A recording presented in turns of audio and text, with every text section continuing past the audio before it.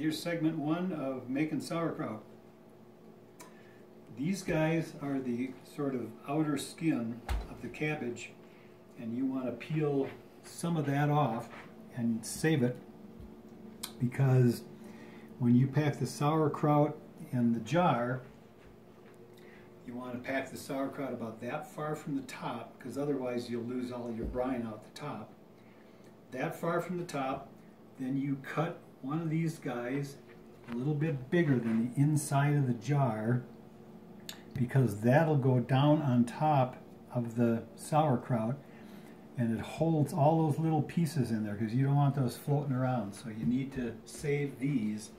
Let's show him one. It's already done.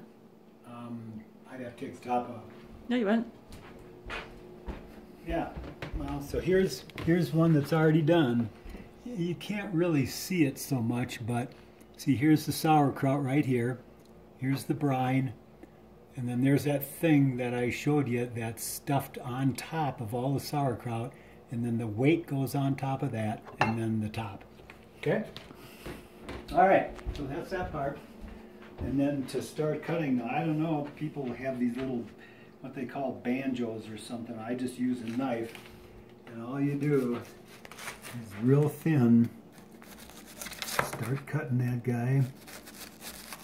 And then when you get your first part, just kind of cut that up into smaller pieces. Okay?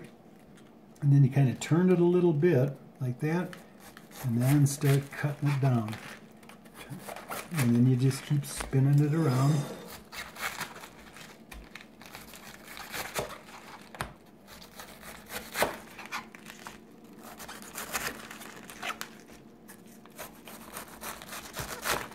Like so.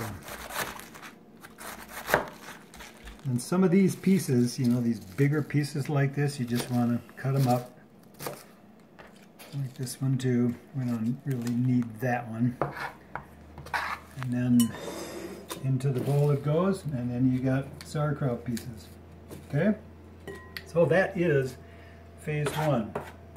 So I'm going to cut this whole thing up.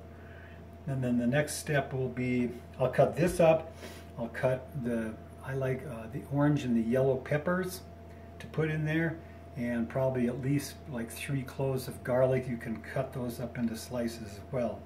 So putting that all together, when I'm done with this, and the salt will be segment 2. All right, see you soon.